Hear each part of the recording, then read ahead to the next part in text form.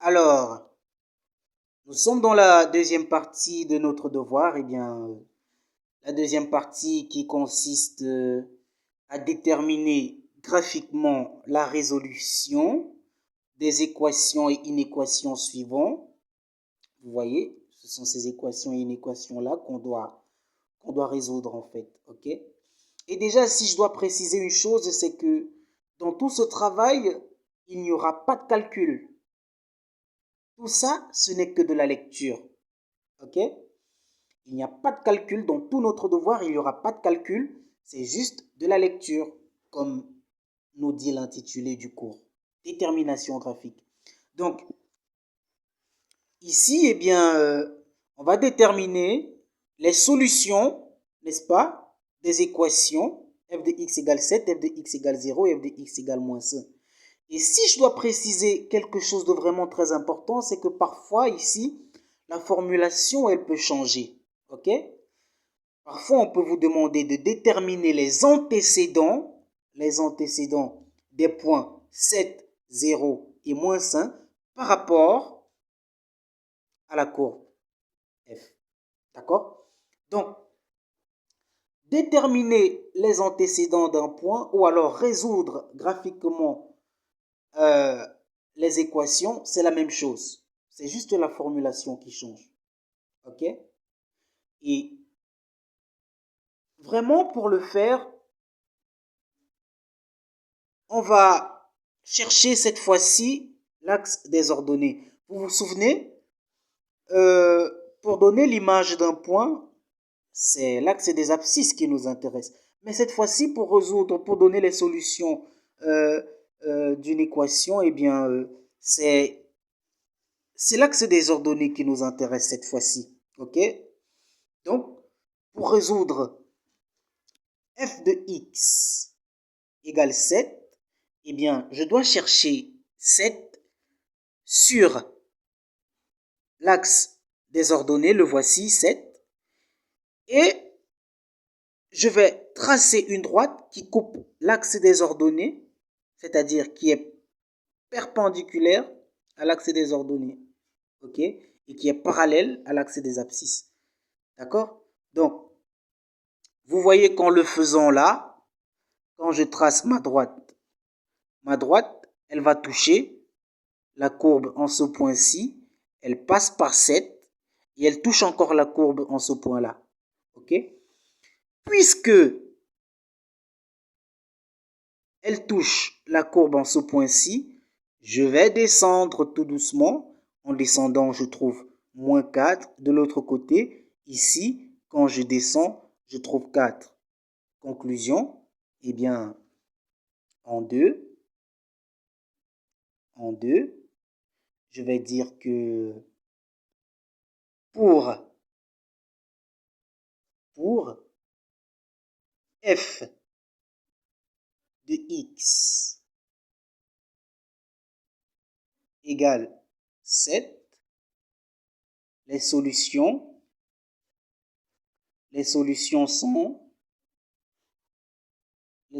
sont moins 4 et 4. Vous voyez? C'est facile ça. Donc, ici, on va continuer tout doucement avec f de x égale 0. D'accord? F de x égale 0, 0, il est là, d'office. Dans le sens inverse, pour déterminer l'image de 0, je regardais où est-ce que la courbe touche l'axe des ordonnées, elle touchait ici. Mais dans ce sens-ci, pour calculer f de x égale 0, je dois regarder ce qui se passe sur l'axe des abscisses. Je dois regarder où est-ce que la courbe touche l'axe des abscisses.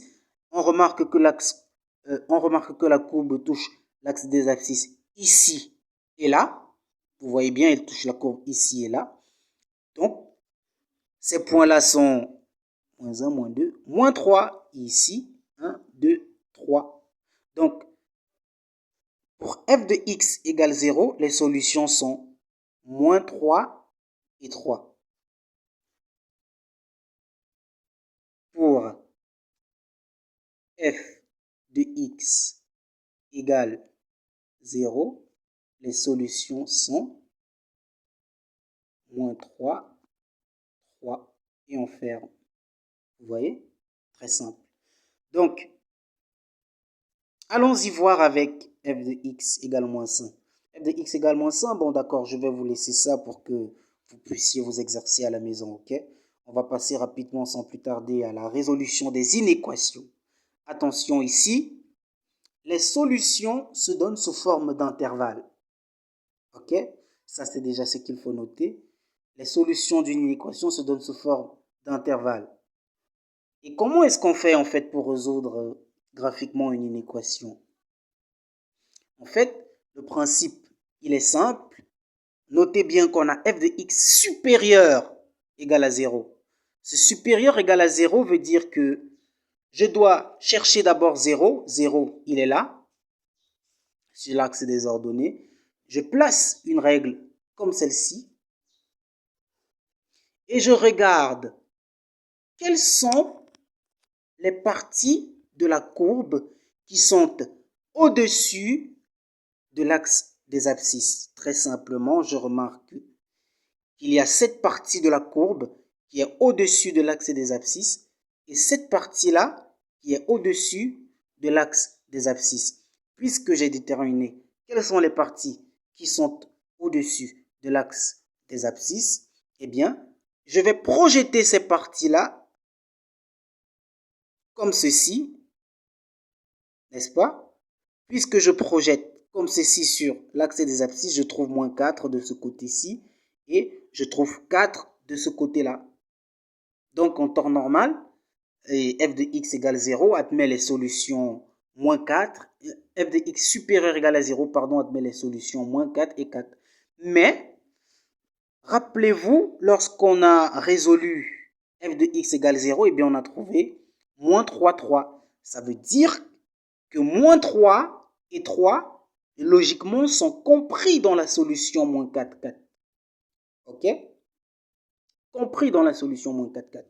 Donc, on va dire que pour f de x supérieur ou égal à 0, eh bien, la solution, elle va être moins 4, 3, union 3 à 4. Vous voyez?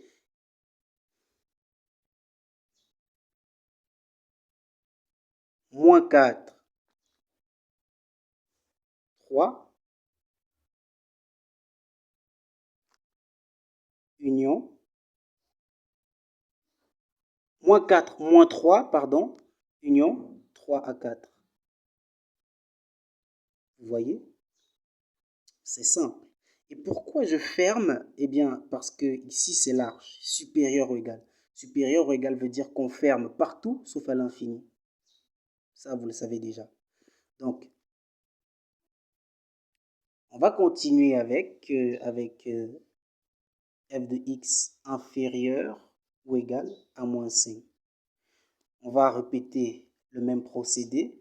Je cherche 5 sur l'axe des ordonnées. Je vais dire moins 5. C'est moins 5. Je cherche moins 5 sur l'axe des ordonnées. Moins 5, il est là. Je prends ma règle et je le mets sur moins 5 comme ça.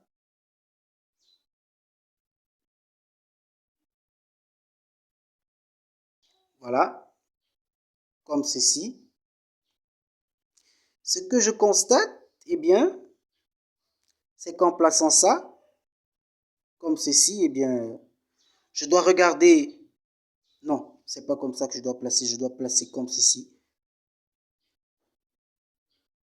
Vous voyez?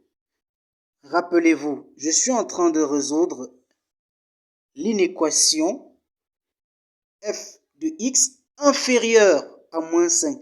Inférieur, ça veut dire que je dois regarder les parties de la courbe qui sont en dessous de moins 5. Ce sont ces parties-là qui m'intéressent, d'accord? La partie de la courbe qui est en dessous de moins 5, eh bien, c'est celle-ci. Ok, c'est celle-ci. Et puisque je suis parvenu à déterminer cette partie-là, eh bien, il ne me reste plus qu'à la projeter, n'est-ce pas, à la projeter. Ici, si je projette là, je trouve moins 2. Et de l'autre côté, si je projette comme ça, je trouve 2. D'accord?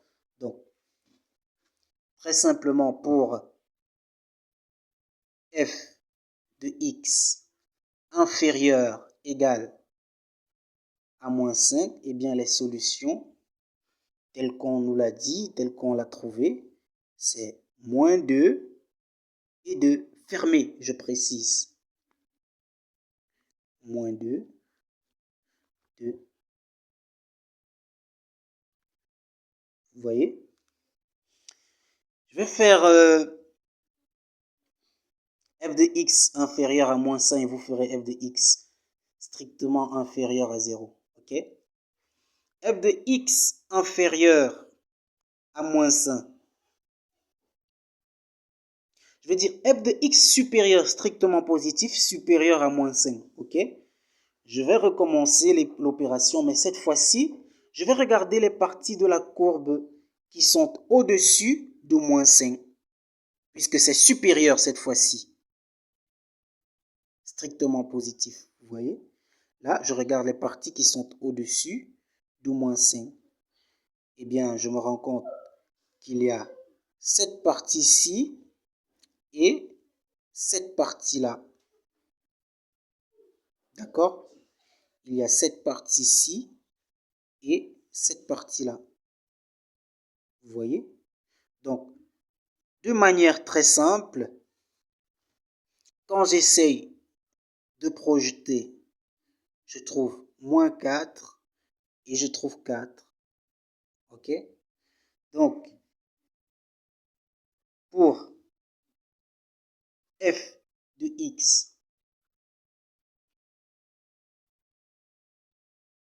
pour f de x supérieur à moins 5, les solutions sont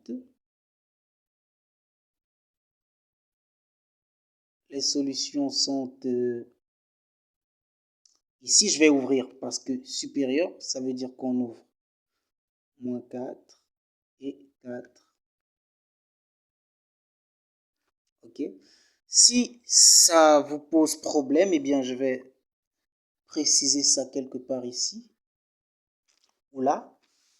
Je vais préciser ça quelque part ici. Comme ça et comme ça veut dire fermer, fermer, sauf à l'infini. C'est important de préciser. Donc, quand on a ces inégalités-ci, eh bien, on ferme partout, sauf à l'infini. Par contre, quand on a ceci, ça veut dire que c'est ouvert partout. D'accord? Donc, voilà. Je pense que c'était bon là. Il reste f de x inférieur à 0. Ça, vous allez le faire, ok? Et si j'ai oublié de faire un autre exercice, eh bien, faites-le tout simplement. D'accord? Ça va vraiment vous aider. Donc, il reste notre deuxième partie là. Déterminer l'image de la dérivée qu'on va voir dans la prochaine vidéo. À tout de suite.